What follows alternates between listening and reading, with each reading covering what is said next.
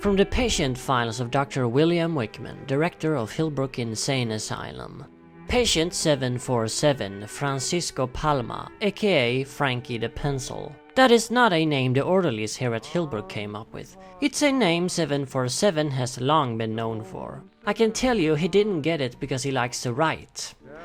Frankie the Pencil, notorious gun for hire. Apparently the name has double meanings. He always sports a neatly trimmed pencil mustache, and supposedly he once killed a man using nothing but a pencil.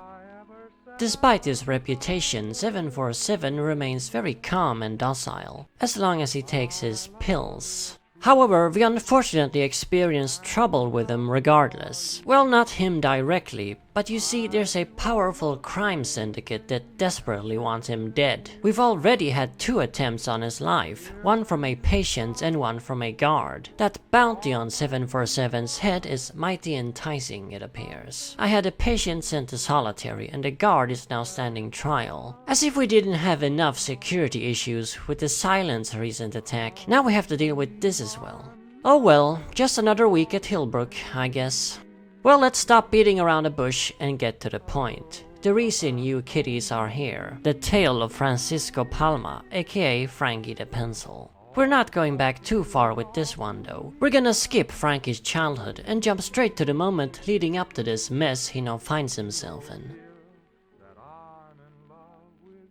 Tony D'Angelo, capo regime and made man of the Scarletti mob, lounged one night in the bedroom of his fancy villa. His companion in bed was one Nicky Palermo, a 10 out of 10 knockout babe half his age. While Paul Anka blasted on the stereo, Tony and Nicky rolled around in the bedsheets. An empty bottle of expensive vodka stood on the nightstand. Nicky wasn't actually Tony's girl. She was the main squeeze of Louis Schultz, aka Lou the Jew, a fellow Scarletti capo. Despite being colleagues, Lou and Tony had never gotten along. In fact, you could say they hated each other. Stealing Lou's girl was Tony's greatest triumph over his nemesis. Tony didn't even really like her. I mean, sure, he was attracted to her, who wouldn't be? But he wasn't interested in anything further than humiliating Lou. Suddenly, Tony tore Nicky off of him and got up from the steamy bed. He picked up his phone and told her to pose for him. For his, personal collection. Nicky was so drunk she didn't mind. In fact, she gladly posed in whatever compromising position he asked her to. Little did she realize these pics would be sent straight to Lou. Tony could barely contain gleeful laughter at the thought. Lou's face when he saw the pics. Oh, how he wished he could be there to witness it. Then, out of nowhere, Tony's moment of malicious joy was ruined by the sudden sounds of loud gunfire. Gunfire close by, in fact coming from within the villa itself. Rapid gunfire, multiple shots. Tony's crew, they were shooting at someone and someone was shooting at them. Tony quickly went for the nightstand, knocking the vodka bottle over. He produced a Magnum revolver, his weapon of choice. As a psychiatrist, I simply can't help but suspect some form of compensation there. Tony aimed the gun at the closed bedroom door, sweat dripping down his forehead, while Nicky cowered on the bed. The gunfight outside went on for a couple of minutes. Then, suddenly, the bedroom door burst open. Tony almost blew away whoever it was coming inside, but refrained when he saw it was his right-hand man, Mikey. Tony demanded to know what the hell was going on out there. But before Mikey could answer, a knife blade came bursting through his chest, like an alien being born. Mikey fell dead to the floor, face first, knife still stuck in him. Behind him was revealed the owner of the knife. A tall, dark man dressed in all black, a pencil mustache adorning his upper lip. He held a submachine gun in his hand, barrel smoking. Tony, of course, knew immediately who this man was. Everyone knew Frankie the Pencil, Frankie the Undertaker, as he had previously been known before the supposed lethal pencil stunt. When you wanted someone dead, it was Frankie you called. And if Frankie came a-knocking on your door, well, that meant you were dead.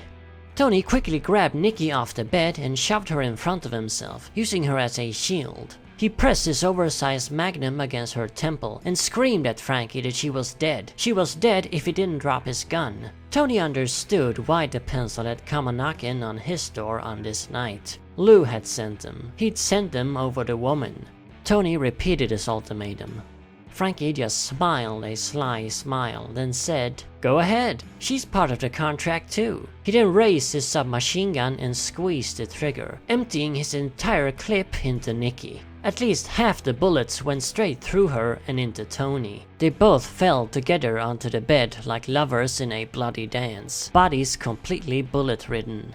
Tony had been able to fire off one single round as they fell. It missed Frankie though, only grazing the side of his suit jacket. The man hadn't even flinched. Now, Frankie the Pencil took his job very seriously, so just to make sure he hadn't half-assed it, he popped a fresh clip into the gun and emptied that one too into the two bodies. He then walked away, calmly. Shame about the suit though. Still, with the money Lou was paying him for the job, he could buy 100 new suits. Time to collect. Frankie went straight to Lou's house. He didn't bring any kind of evidence that he had completed the job. He didn't need to. Everyone knew you could count on the Pencil to always follow through. In fact, asking for any evidence would have been an insult to the man, and he might have put a bullet in your head as well. The two men barely said a word to each other. Lou simply handed over the case of money and Frankie was then off, as quickly as he had arrived. Frankie wasn't one for small talk anyway. He didn't care about Lou and he didn't care about Tony. Neither did he care about their silly love triangle. The only thing he cared about was the money, and if the job paid enough, he took it, no matter what. For the right price, he could kill a 2-year-old. In fact, he had killed a 2-year-old, little Sammy Scarletti, the original heir to the Scarletti throne after his daddy, Vito Scarletti, passed away. Cousin Salvatore Scarletti naturally had his objections and hired some help from Frankie. Anyway, Frankie returned home to his plush penthouse apartment, placed the cash in his safe, and then took a shower. Gotta wash off all that smell of gunpowder. After stepping out of the shower, he remembered it was probably a good time to take another pill. He hadn't taken one since before the attack on Tony's villa after all, while he was scooping the place out. Sure, it was night and he wasn't going anywhere, but better safe than sorry. He went for his suit jacket. The pill box was in one of the pockets. The pills his older brother Pedro had been giving him since they were kids back in Tijuana. They had always helped Frankie, helped him see things the way you're supposed to, not the way Frankie otherwise saw them. When Frankie moved across the border years ago, Pedro stayed behind, but he kept on supplying his kid brother with the pills. He simply mailed them in packages now. What a good brother Pedro was. Frankie truly loved him, the only one who ever helped him out. He always imagined that if not for Pedro, he probably would have died long ago, killed already in Tijuana. As Frankie grabbed his suit jacket from the hanger, he was stunned, petrified. The pocket containing the pill box, it was all torn to shreds. Tony's magnum, that's where the bullet had hit. Frankie desperately shoved his hand down the pocket, but it was all just a gaping hole. Nothing was inside, and whatever had been had dropped out long ago. With the size of those magnum rounds, the box of pills had probably been shattered into a million pieces anyway, and the pills completely destroyed. Their remains must have been somewhere on the floor of Tony's bedroom, the bedroom that was now crawling with cops. Frankie's usual cool face turned into a half-panicked one. Sweat began to drip down his forehead. He rushed over to his medicine cabinet. The thing was though, he was pretty sure there were no more pills. That box he'd carried with him was the last one. It had been full though, he just opened it yesterday, so he had seen no reason to worry. As he opened the cabinet, he realized he really should have stashed some pills away though, and not carried all of them on his person. The cabinet was indeed empty. Not a single box of pills in there. Frankie slammed the cabinet shut in despair and hurried over to his phone. He quickly dialed up his brother, Pedro in Tijuana. It took several rings, but eventually Pedro answered. Frankie was speaking in such a panicked manner that his brother could barely understand him. He had to tell him to calm down, take a few breaths, and talk slower. Frankie did his best to do just that. In the calmest manner he could muster, he explained how he was completely out of pills and needed more immediately. Had Pedro sent any yet? Were more on the way? He answered yes, he had sent a new shipment of pills just a couple of days ago in fact, knowing that they must have been running out by now. Pedro always did this. He always kept check and sent more before Frankie was all out. He shouldn't have been all out already though, that was a problem. How was he already completely out of pills? Pedro asked. Now, Frankie couldn't tell him the truth, how some mobster had shot the box into splinters with a .45 Magnum. Pedro had no idea what line of work his brother was in. Sure, he knew Frankie used to run with the gangs back in Tijuana when he was a kid, but he'd promised he'd stop that and start living an honest, decent life. So, Frankie simply said he dropped the box down a sewage drain. Pedro scolded him a bit over his carelessness. For now, there was nothing that could be done. New pills were already on the way, but it would take a few more days, maybe a week, maybe 2, before they arrived. All Frankie could do was wait. Pedro suggested he'd stay home during this time, call in sick to work. After all, they both knew how Frankie got without those pills. Good idea, Frankie agreed. Stay home, don't see anyone, wait for the pills to arrive. By now, he had calmed down considerably. He wasn't so bad after all. Everything would be alright. Pedro told him to call if he needed to talk again, any time during the day, said some comforting words, and then hung up. 4 days passed, still no pills. Frankie had done exactly as Pedro had said, never left his apartment and never seen anyone. So far, no problems whatsoever. As long as he didn't see anyone, no problems would arise. But then the phone rang. Frankie had gotten numerous calls during these 4 days, probably clients, but he had ignored them all. But this caller, he kept on ringing. He just wouldn't give up. Finally, Frankie answered the phone, planning to tell whoever it was that he was out of town at the moment, unavailable, call back in a week or 2. But he couldn't exactly do that when the caller turned out to be none other than Big Ed. Big Ed was mighty pissed too. No one kept him waiting, especially not in a situation like this. Big Ed told Frankie to get his ass over to his mansion ASAP. He wouldn't accept any arguments. Frankie, tough guy as he was, still knew you didn't argue with Big Ed. He had no choice. He had to leave his apartment. Oh boy. This wasn't going to end very well, was it? As Frankie arrived at Big Ed's gates, he was greeted by 5 heavily armed guards and Ed's right-hand man, Gus. Gus hopped into Frankie's car and filled him in as best he could on the drive up to the mansion. Apparently it was a very dire situation indeed. Ed's daughters had been kidnapped, all 3 of them. Heather, 19, Emma, 18, and Angelica, 16. As they pulled up to the mansion, Gus hurried Frankie the pencil out of the vehicle and into his boss's office. There he sat, behind his desk, eyes all red and moist from constant crying. Big Ed, Eddie Doyle, one of the most powerful kingpins in the city's entire underworld. You wouldn't think that just by looking at him though, as the man was actually quite diminutive in size. Big Ed stood at a mere 5 feet tall. Frankie had never seen him this emotional before, and frankly it was a bit awkward. Big Ed then got up from his desk and walked up to Frankie and Gus. He slapped a phone into Gus's hands and said, "Show it to him." Ed then left the room. Gus explained that his boss didn't want to see it again, whatever it was. He then pressed on the phone and a video began to play. He held it up for Frankie to see. There was a man in the video, talking directly into the camera while someone else filmed him. Frankie recognized the man immediately. Felipe Martinez, aka The Saint. Just like Big Ed's nickname, his too was sarcastic in nature, a joke. If Martinez was a saint, then so was Joseph Stalin. Like Big Ed, The Saint was a major crime lord, one of the big 3 in fact. Half the city belonged to the Scarletti mob, run by Salvatore Scarletti, the biggest of the 3. The other half was split between Big Ed and The Saint. It had been like this for years, ever since the Great War of '06, when 10 different gangs all fought for control, and only 3 remained. As he explained in the video though, The Saint was no longer satisfied with his piece of the pie. He wanted a larger piece. He wanted Ed's piece. Crazy. The man was crazy.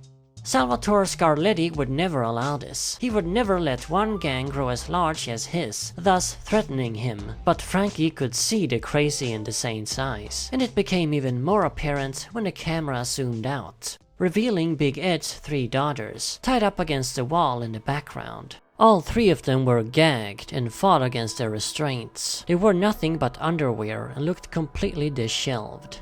Heather 19, Emma 18, and Angelica 16. The Saint had picked them up at a nightclub, killing their bodyguards. Ed always did worry whenever they went out on the town. It was so much easier when they were kids, his little princesses. Back then they were more than content to simply play in his vast mansion, where they were safe. The Saint stepped to the side, off camera, and returned in view with an object in his hands. It was a chainsaw. Frankie could guess where this was going.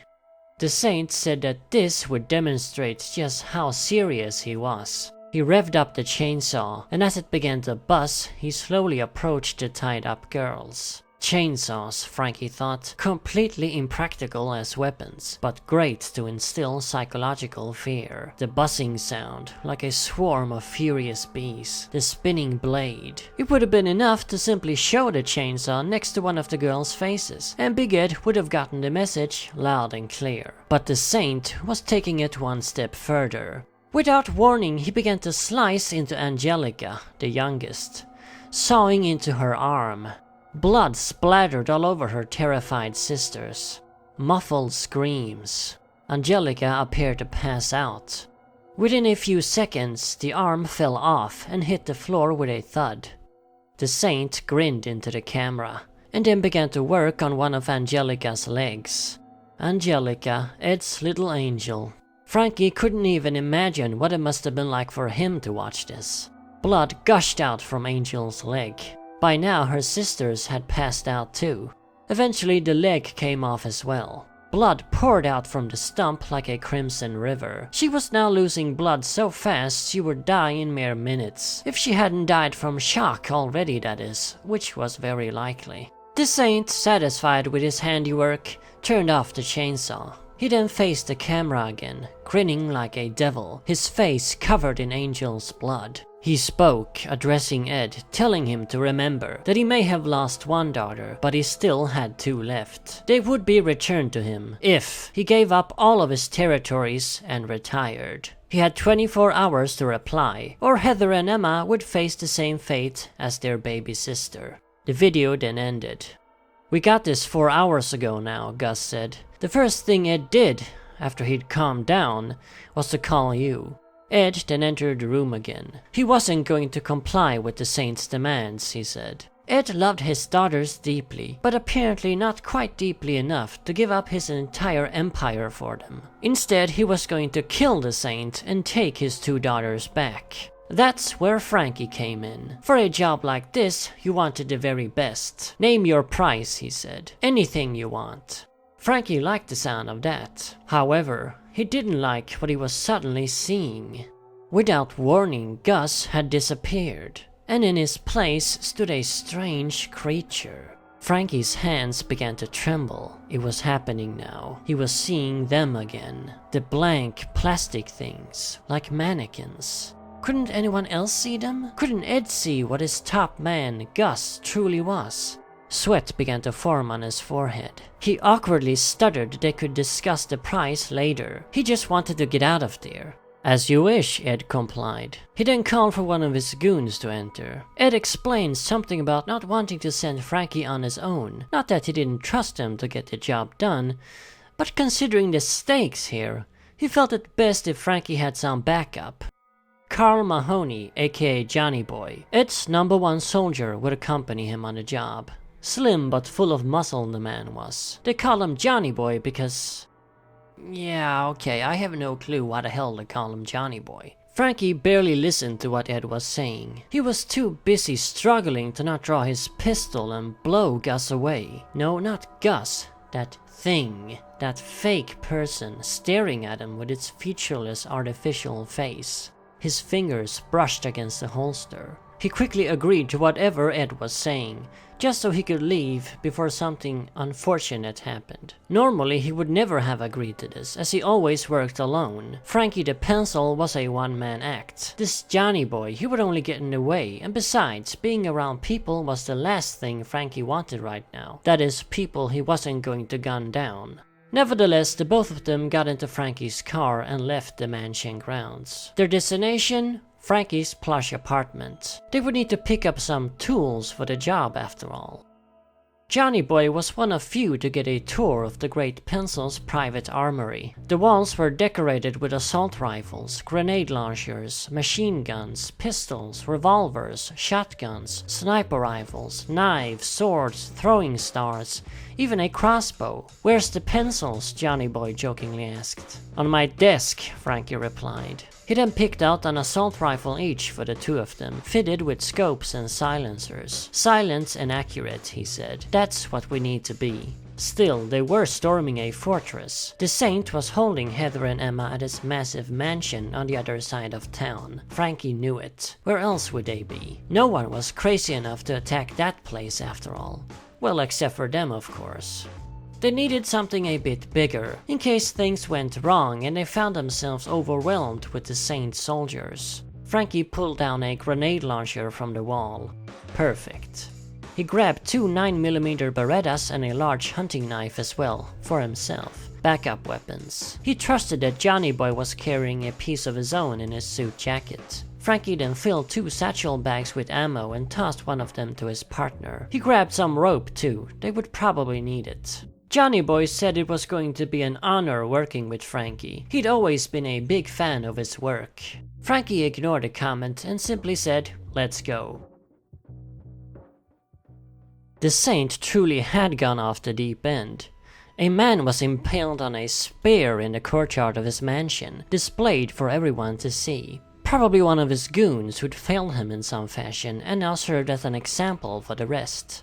Frankie and Johnny Boy were situated on a hill with a view of the entire mansion. They were looking through their rifle scopes, night vision activated. It was midnight. 3 hours had passed since they armed up at Frankie's apartment. They'd used that time to get into a good position, scout the entire place out, and form a battle plan of sorts. There was a small cabin of sorts beside the mansion. 2 guards were posted outside of it. At one point they had spotted one of the Saint's senoritas going into this cabin with a tray of food. She had exited with the tray empty. It was a pretty safe bet the girls were being kept in there. Of course, getting to that cabin was the problem. The entire place was surrounded by a giant wall, and there were guards everywhere. The guards kept constant communication with one another too, through walkie-talkies. Every 15 minutes they would check in on each other, making sure everything was as it should. Probably a lot tighter security than the Saint normally had. He knew Big Ed might try something exactly like he was doing at this very moment. Of course, it was up to Frankie to do the doing. 15 minutes was all they had. Get in, get to the cabin, get in the cabin, get the girls, and get out again. All in 15 minutes before the guards checked in on each other. Using the darkness for cover, they slowly and carefully began to make their way down the hill. They went for the side of the wall that was closest to the cabin. Obviously, they didn't want to sprint across the entire compound. 2 guards up on the wall were fairly isolated from the rest, about 20 yards between the two and 50 to the nearest guard on either side. They might be able to take out these 2 without anyone else noticing. Frankie and Johnny Boy waited behind a bush, just about 30 yards from the wall. They picked a guard each and placed them in their scopes. The shots would have to be simultaneous, or one of them could have enough time to alert the others. A split second was enough to holler on the walkie. They waited for the checkup, the one that came every 15 minutes. Then it came. As soon as the 2 guards had reported in, Frankie and Johnny Boy began a quick count to 3, and then 2 triggers were squeezed at the exact same time. Barely a sound was made from the silenced rifles, and not a single sound was made from the guards as they collapsed on the wall. 2 perfect headshots. Just before he had squeezed the trigger though, Frankie thought he'd seen something. The guard. He looked kinda plastic. He wiped his forehead from sweat and did his best to forget about it.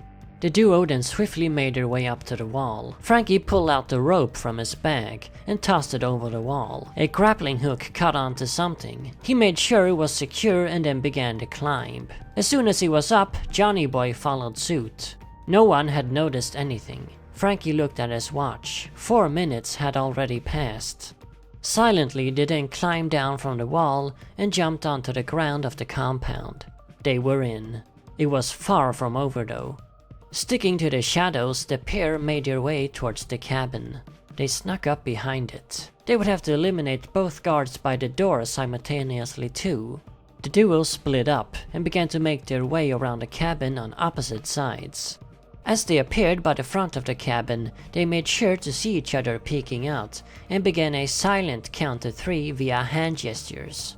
When 3 had been reached, they stealthily approached their respective targets, grabbed them from behind, covering up their mouths so they couldn't scream, and with knives slit their throats. Slowly, they let the bodies fall to the ground.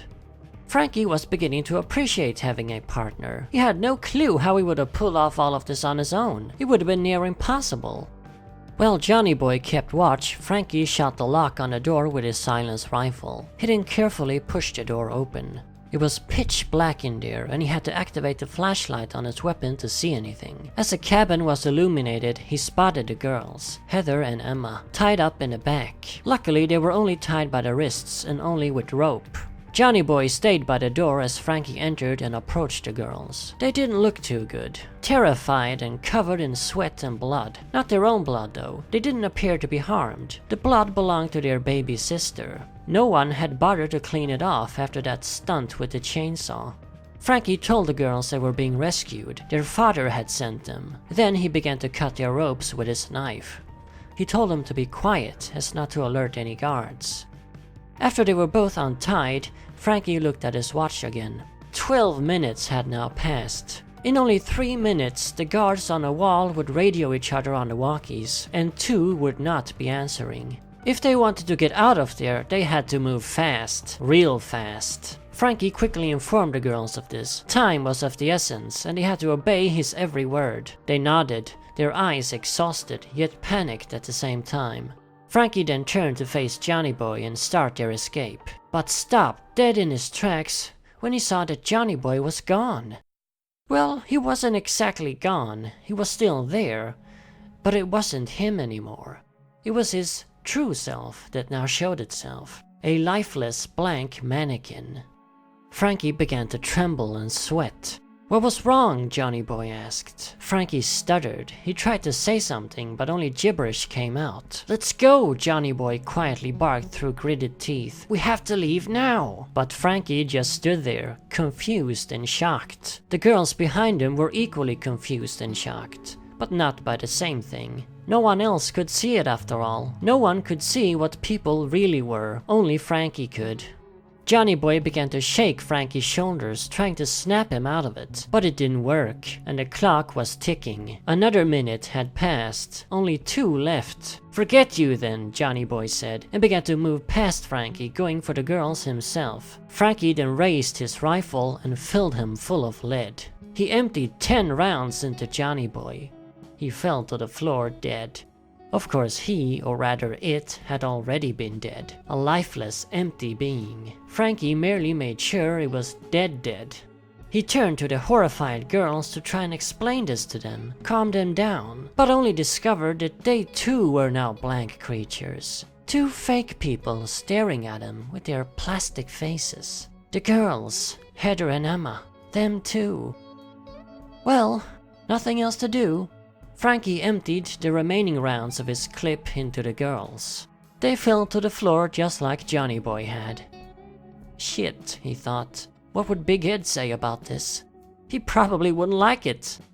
But it was alright. Frankie would explain to him how his daughters weren't really human. They were blank creatures. He had to put them down. They weren't alive anyway. So Ed hadn't really lost anything.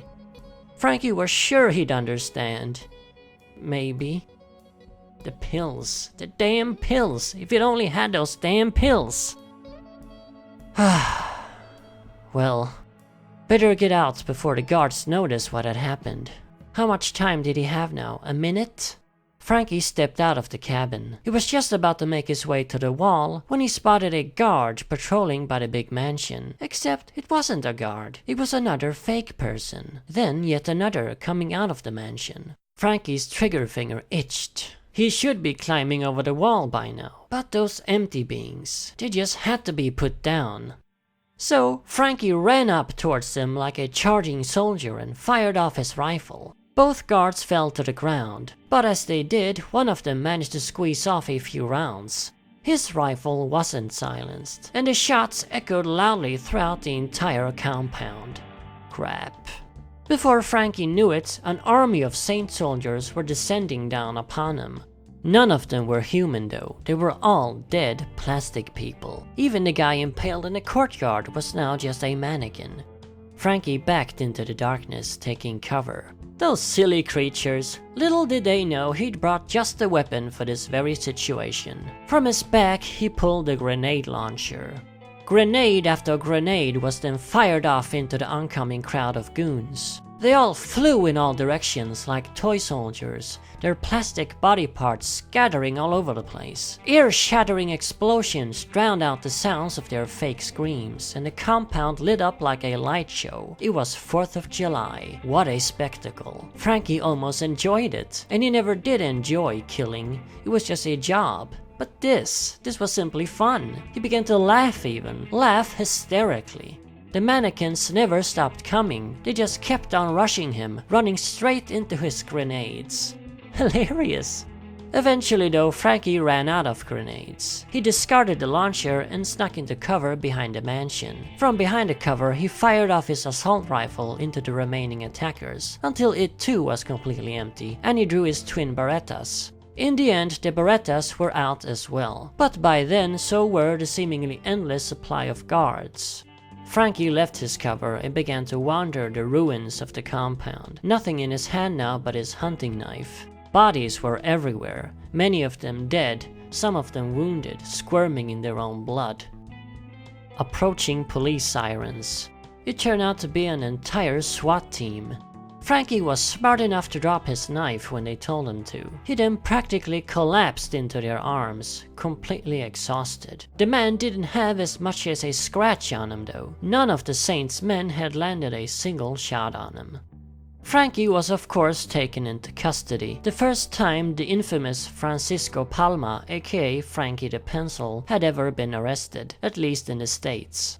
As for Felipe Martinez, aka the Saint, him along with a few of his men managed to flee the inferno that was his mansion. No one knows where he is now though, and with most of his soldiers dead, his vast empire lays in smoldering ruins. Big Ed is naturally happy about that, his main rival gone, leaving all of his territories up for grabs. I don't think Salvatore Scarletti is too happy about it though.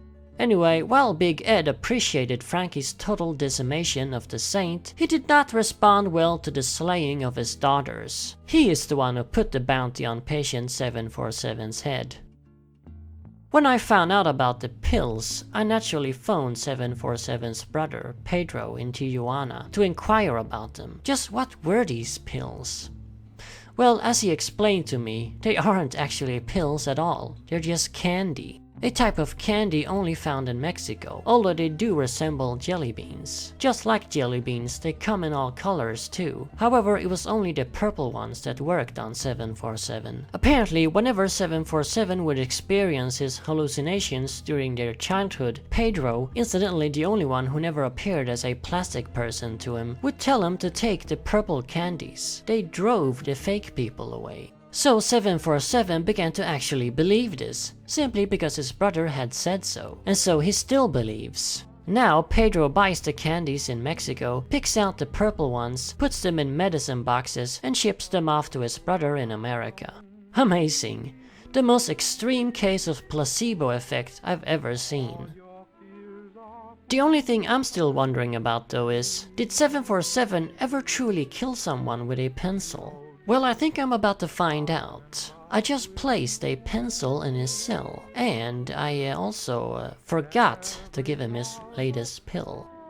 As I speak, Barry is on his way to deliver 747's lunch. Should be really interesting.